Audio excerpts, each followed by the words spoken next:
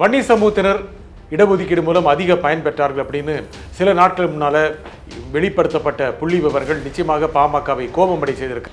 அதுக்கு நடுவில் தான் இந்த ஒரு ராமதாஸ் ஒரு கூட்டத்தில் பேசும்போது எனக்கு அவமானமாக இருக்குது, போய் ஸ்டாலினை போய் பார்க்கறதுக்கு எனக்கு அவமானமாக இருக்குது அப்படின்லாம் பேசிட்டேன்.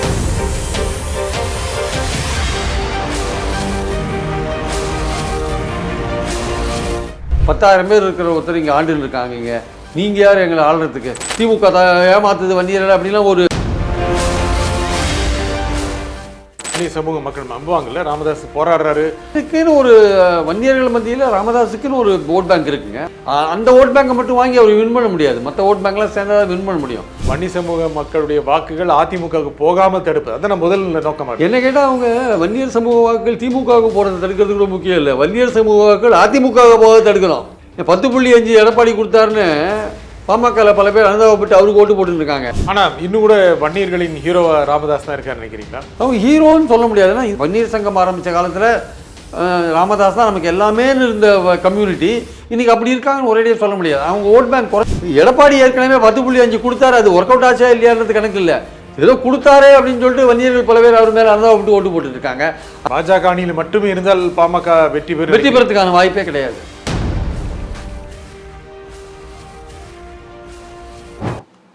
வணக்கம் நண்பர்களே. 10.5% இடஒதுக்கீடு பாமகவுக்கு முக்கியமான அரசியல் பிரச்சனையா? வன்னிய சமூக மக்கள் அதிக அளவுக்கு இடஒதுக்கீட்டால் பயன்பெற்று இருக்கிறார்களா? பாமக இனி வெற்றி பெறுவதற்கு என்ன திட்டங்களை வகுக்கும்? இதை பற்றி பேசுவதற்காக பத்திரிகையாளர் திரு பிரியன் இங்கு வந்திருக்கிறார். வணக்கம் திரு பிரியன். வணக்கம் சார். வன்னிய சமூகத்தினர் இடஒதுக்கீடு மூலம் அதிக பயன் பெற்றார்கள் அப்படின்னு சில நாட்கள் முன்னால வெளிப்படுத்தப்பட்ட புள்ளி விவரங்கள் நிச்சயமாக பாமகவை கோபமடை செய்திருக்கிறது. டாக்டர் அன்புமணி ராமதாஸ் தொடர்ந்து அது பற்றிய கருத்துக்களை சொல்றாங்க. உண்மையில் சொல்லப்போனால் இடஒதுக்கீடு தொடர்பான அவருடைய போராட்டத்திற்கு இது உத்வேகம் அளிக்குமா இல்லை பின்னடைவை தருமா? இல்லை, அவங்களுடைய ஆர்குமெண்ட் என்னென்னா அவங்க 10% கேட்டாங்க. போன 21 தேர்தலுக்கு முன்னாடி எடப்பாடி அவர்கள் லாஸ்ட்டு எலெக்ஷன் டிக்ளேர் பண்ணுறதுக்கு 1 மணி நேரத்துக்கு முன்னாடி தான் அதை அனௌன்ஸ் பண்ணார்.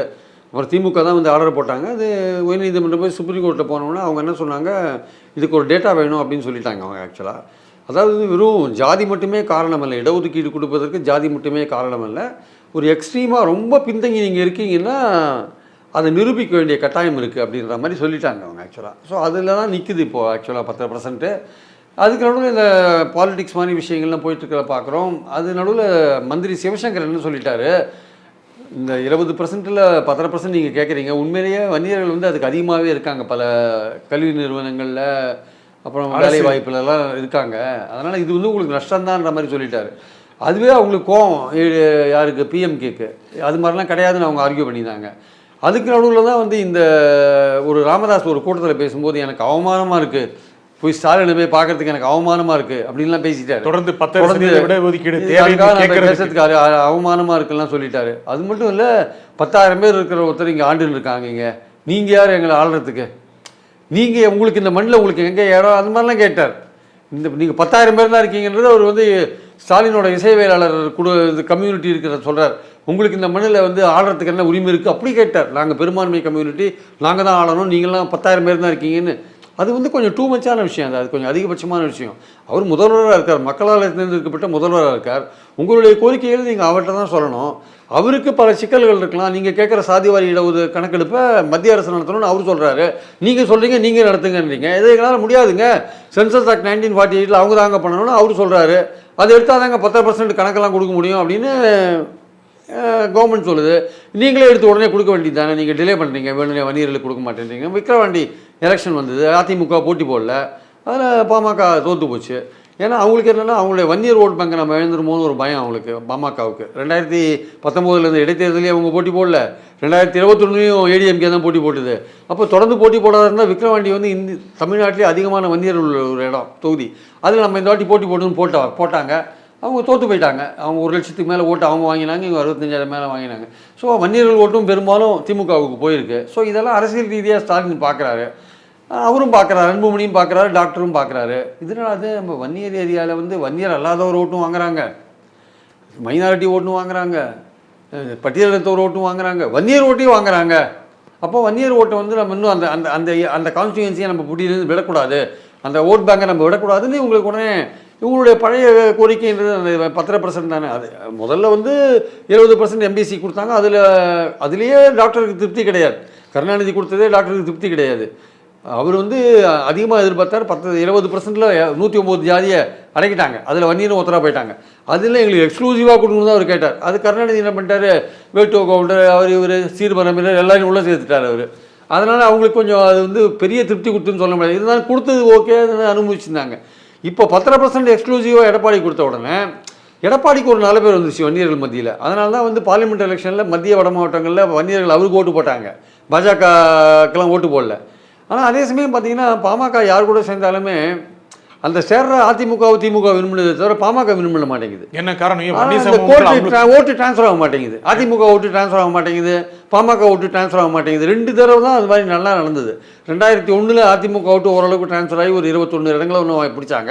2006 திமுகவோட இருந்தபோது டிரான்ஸ்ஃபர் ஆகி ஒரு 18 இடங்கள் பிடிச்சாங்க எம்எல்ஏக்கள். அதுக்கப்புறம் எந்த திமுக அதிமுகவோட சேரும்போது எம்பி எலெக்ஷனில் 3-4 இடங்கள் பெறுவாங்களே தவிர இதில் கடைசியாக ஒரு 10 வருஷங்கள் பார்த்தீங்கன்னா ரொம்ப மோசமாக போயிட்டுருக்காங்க. அதுவும் 2016 அவங்க தனியாக போட்டி போட்டாங்க இல்லையா, அப்போ 6% தான் ஓட்டு வாங்கினாங்க. ஸோ அப்படிலாம் இருக்கும்போது அவங்க ஓட்டினாங்க, அவங்க கை நழுவி போகுதுன்னு அவங்க ஃபீல் பண்ணுறாங்க. அப்போது அவங்களுடைய ஒரிஜினல் இது இருக்குல்ல, அஜெண்டா இருக்குல்ல, இப்போ வன்னியர்களுக்கான இடஒதுக்கீடு, அதை எப்படியாவது பெற்று தரணும். அதை வந்து இப்போது எடப்பாடி ஹைஜாக் பண்ணிட்டு போயிட்டார். அவர் கொடுத்து அவர் நல்ல பேர் வாங்கி போய் நம்ம ஓட்டு அவர் எடுத்துன்னு போயிட்டார். என்ன பண்ணுறதுன்னு என்ன பண்ணுறாங்க, இப்போ அந்த இதில் குறியாக இருக்காங்க. இந்த மாதிரியான விஷயத்தில் குறியாக இருந்து தமிழ்நாடு கவர்மெண்ட்டை வந்து சாதிய வாரி கணக்கெடுப்பு பண்ணு, நீங்கள் திமுக ஏமாத்துது வன்னியர்கள் அப்படிலாம் ஒரு விஷயங்களை வைக்கும்போது. ஆனால் வன்னி நம்புவாங்கல்ல, வன்னி சமூக மக்கள் நம்புவாங்கல்ல, ராமதாஸ் போராடுறாரு, நம்ம அரசு அதை முழுக்க முனைப்பாக இல்லை அப்படிங்கிறத நம்புவாங்களா மாட்டாங்க? வன்னியருக்குன்னு ஒரு வன்னியர்கள் மத்தியில் ராமதாஸுக்குன்னு ஒரு ஓட் பேங்க் இருக்குங்க. அது ஒரு நிச்சயமாக குறைந்தபட்சம் 40% வன்னியர் இருக்கிற இடத்துல 20% அவங்களுக்குன்னு ஒரு ஓட் பேங்க் இருக்குது. நம்ம அதை மறுக்க முடியாது. அந்த ஓட் பேங்கை மட்டும் வாங்கி அவர் வின் பண்ண முடியாது. மற்ற ஓட் பேங்க்லாம் சேர்ந்தால் வின் பண்ண முடியும்.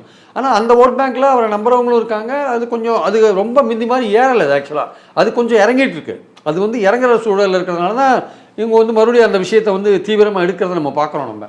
ஸோ அதனால் வந்து இந்த சாதிவாரி கணக்கெடுப்பு எடுத்து உடனே சுப்ரீம் கோர்ட்டில் போயிட்டு அந்த கேஸை வந்து சரி பண்ணி இடஒதுக்கீடை கொண்டு வாங்கன்றது தான் பாமகவுடைய கோரிக்கை.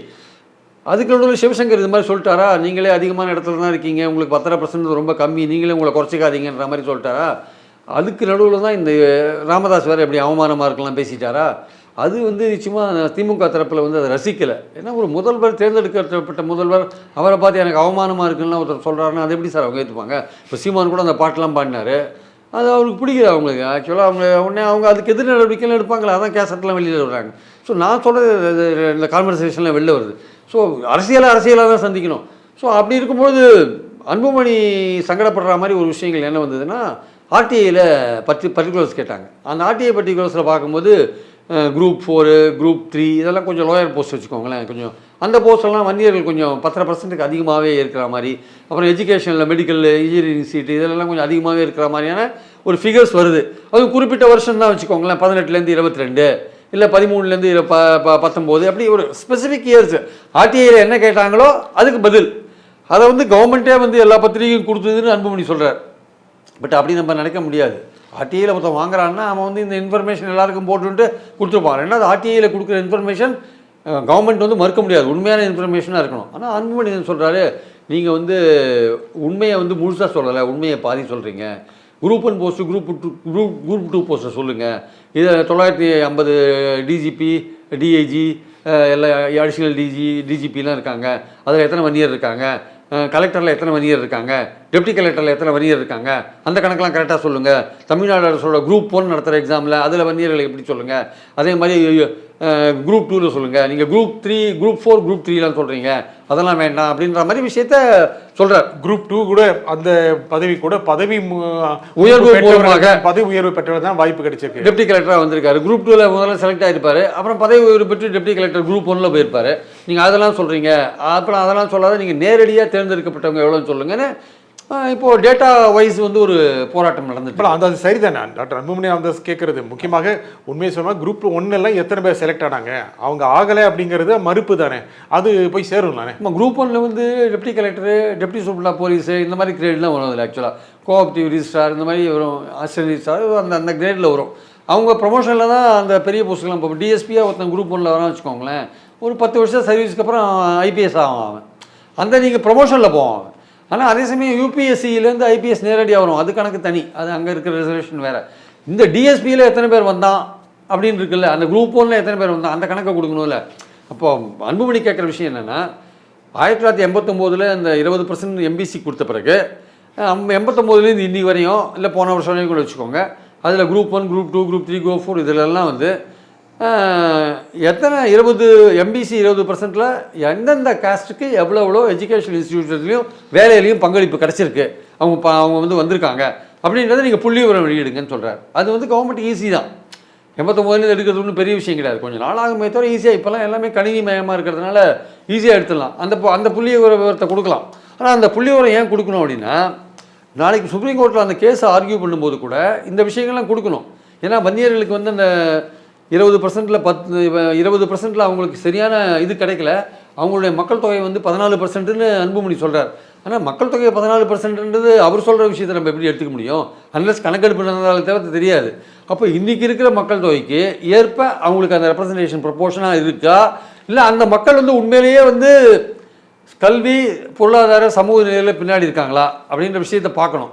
இதுக்கெல்லாம் வந்து சென்சஸ் ஆக்ட் 1948 படி வீடு டோர் பை டோர் சென்சஸ் எடுத்தால் தான் முடியும். அது ஸ்டேட் கவர்மெண்ட் எடுக்கிறதுக்கான வாய்ப்பே கிடையாது. ஏன்னா வந்து அது மாதிரி ஸ்டேட் கவர்மெண்ட் சர்வே தான் எடுக்க முடியும். State government Bihar government survey எடுத்து அது சுப்ரீம் கோர்ட் வரையும் போய் அடி வாங்கி நிறுத்தி வச்சுருக்காங்க. அதை ஒத்துக்கல அவங்க ஆக்சுவலாக. ஆனால் பாமகவை கேட்டால் அது இதுக்காக அது இல்லைங்க, வேற ஒரு காரணத்துக்காகன்னு ஏதோ ஒரு காரணம் சொல்லுவாங்க.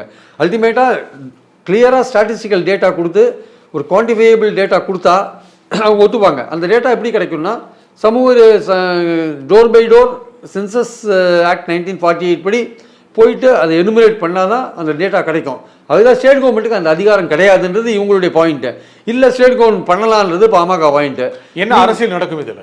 முக்கியமாக புள்ளி விவரங்கள் காட்டுவது ஒரு பக்கம், இது அரசியல் நடப்பது என்ன? முக்கியமாக பாமக திமுக அவங்களுக்குள்ள என்ன அரசியல் நடக்க போகுது? அவங்களுக்கிட்ட போட்டியில் எப்படி மாறப்போகுது? மத்திய வட மாவட்டங்களில் அந்த ஓட்டு வங்கி இருக்குல்ல, வன்னியர்கள் ஓட்டு வங்கி இருக்கு இல்லையா, அது முக்கியமான விஷயம்.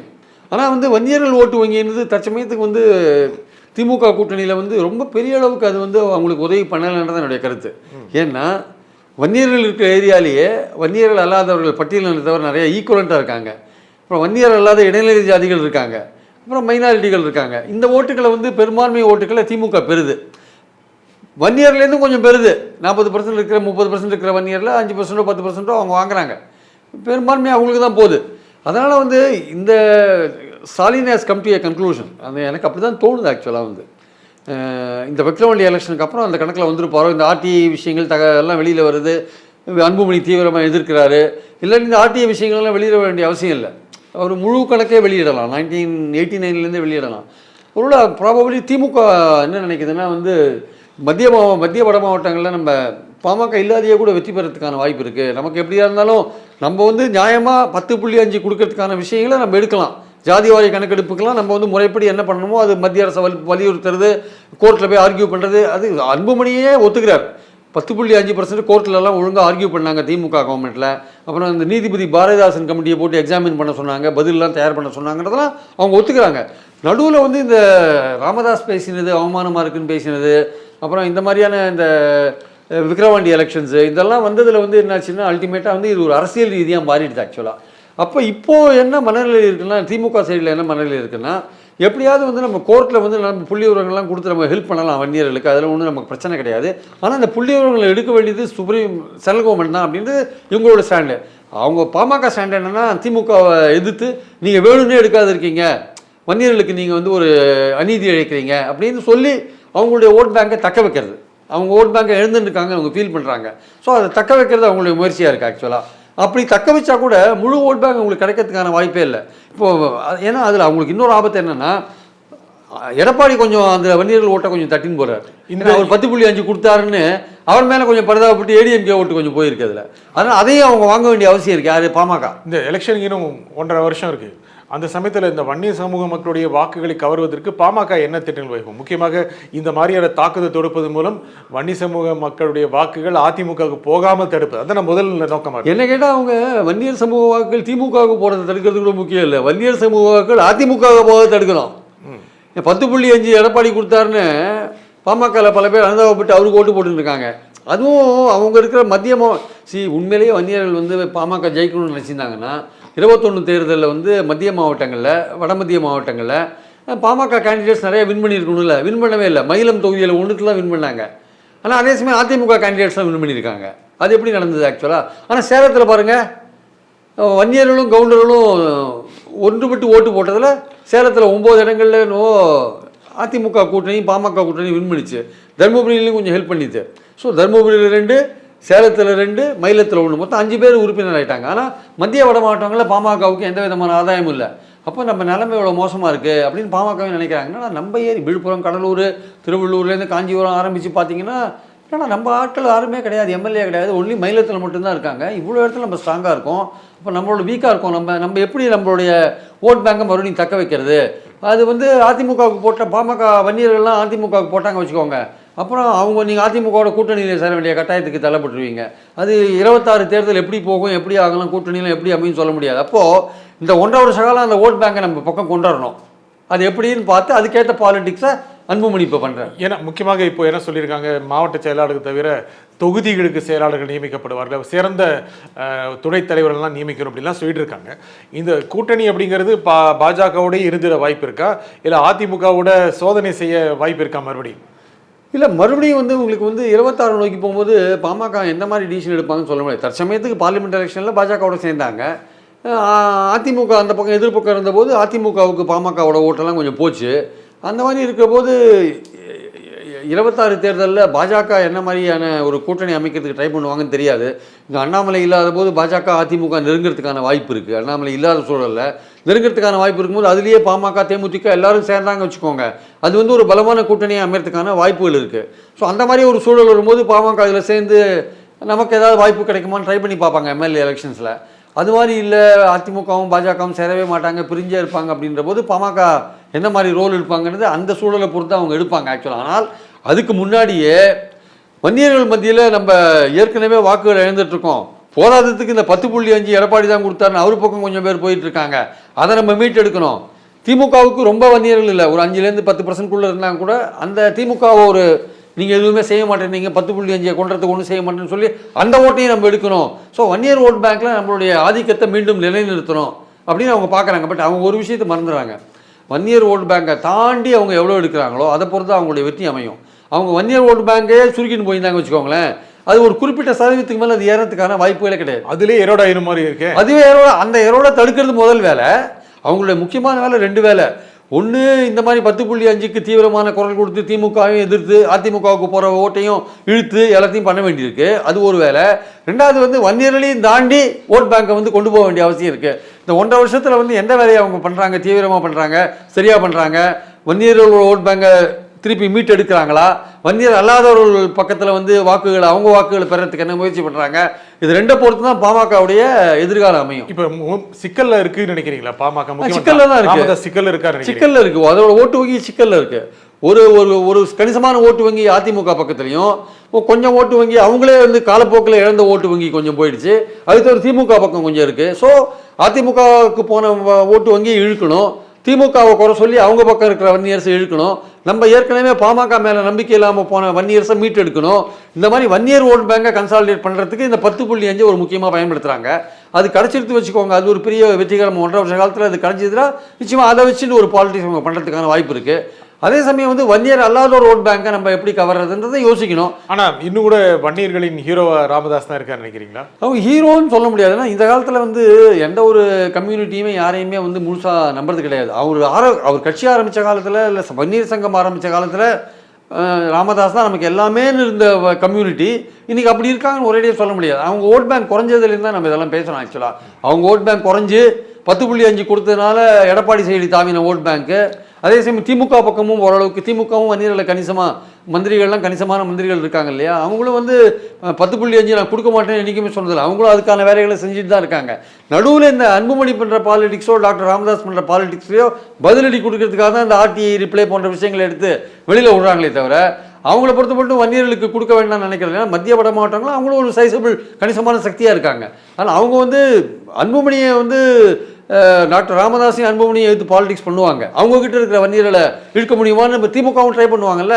அந்த விஷயம் பாலிடிக்ஸ் போயிட்டு தான் இருக்கும். எடப்பாடியும் ஸ்டாலின் ரெண்டு பேருமே டாக்டர் ரெண்டு பேருமே டாக்டர் ராமதாஸ் இருந்து வன்னியர் ஓட் பேங்கை பறிக்கிறதுக்கு ட்ரை பண்றாங்க. இதுல ரெண்டு பேருமே அவரை பின்தள்ளிட்டு இருக்காங்க, பின்னோக்கி தள்ளிட்டு இருக்காங்க. ரெண்டு பேருமே அவரை பின்னோக்கி தான் தள்ளிட்டு இருக்காங்க. இவங்களும் வன்னியர்களுக்கெல்லாம் நாங்கள் எல்லாமே பண்ணுவோம், 10.5 வாங்கி தருவோம், அதுக்கேற்ற சாதிவாரி கணக்கீடு எடுக்க மத்திய அரசை நாங்கள் ட்ரை பண்ணி பார்ப்போம்னு இவங்க சொல்லுவாங்க.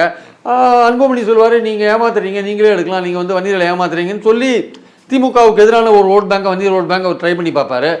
எடப்பாடி ஏற்கனவே 10.5 கொடுத்தாரு, அது ஒர்க் அவுட் ஆச்சா இல்லையான்றது கணக்கு இல்லை, ஏதோ கொடுத்தாரே அப்படின்னு சொல்லிட்டு வன்னியர்கள் பல பேர் அவர் மேலே அனுதாபப்பட்டு ஓட்டு போட்டுட்டு இருக்காங்க. அந்த ஓட் பேங்க் இல்லைப்பா, இதுக்கெல்லாம் ஆரம்பகர்த்தா நான் தான், நம்ம தான் இதுக்கெல்லாம் ஆரம்பத்துலேருந்து குரல் கொடுத்துட்டுருக்கோம், நம்ம தான் இதுக்கு முக்கியமான காரணம், அவர் கொடுத்துட்டு போயிட்டார் 1 ஹவரில், பட் இப்போ போராடிட்டு இருக்கிறது நம்ம தான் போராடிட்டு இருக்கோம், அதனால் வன்னியர்களே நீங்கள் எங்களை நம்புங்க, நாங்கள் தான் எல்லாம் பண்ணுறோன்னு ராமதாஸும் அன்புமணியும் அவர்களும் மறுபடியும் அந்த குரலை வந்து வன்னியர்கள் மத்தியில் எடுத்து வைக்கிறாங்க. ஸோ இது அவங்களுடைய ஓட் பேங்கை வந்து இம்ப்ரூவ் பண்ணுறதுக்கான ஒரு விஷயமா தான் நான் பார்க்குறேன். நீங்கள் இப்போ சொன்ன மாதிரி வன்னியர் சமூக வாக்கள் மட்டுமல்ல, மற்ற சமூகத்தினரையும் வாக்கும் சேர்த்தாதான் அவங்க வெற்றி பெற முடியும். ஆக்சுவலாக ரெண்டாவது, அவங்க யார் கூட சேர்றாங்களோ அவங்களுடைய ஓட்டு உங்களுக்கு டிரான்ஸ்ஃபர் ஆகணும், அது ஆக மாட்டேங்குது பல இடங்களில், அதையே வந்து என்ஷூர் பண்ணணும். அது பண்ணாதான் பாமகவுக்கு இனிமேல் எதிர்காலம். ஆமாங்க, பாஜக அணியில் மட்டுமே இருந்தால் பாமக வெற்றி பெறதுக்கான வாய்ப்பே கிடையாது. அது அதிமுக தேமுதிகன்னு ஒரு பலமான கூட்டணி வரும்பொழுது அதற்கான வாய்ப்புகள், அதுக்கான கணக்கு மாறுமா? அரசியலில் எதுவுமே சாத்தியம், எதுவுமே நம்ம இது நடக்காதுன்னு சொல்ல முடியாது. அதனால வந்து எல்லாமே ஓப்பனாகவே பார்க்கணும், எல்லாத்தையும் திறந்த மனதோடு பார்த்தால் எது வேணால் நடக்கும்ன்றதை நம்ம புரிஞ்சுக்கலாம். இந்த நிகழ்ச்சியில் உங்கள் கருத்துக்களை குறிப்பிக்காக திரு பிரியன் மிக்க நன்றி. மீண்டும் ஒரு நிகழ்ச்சியில் சந்திப்போம். நன்றி, வணக்கம்.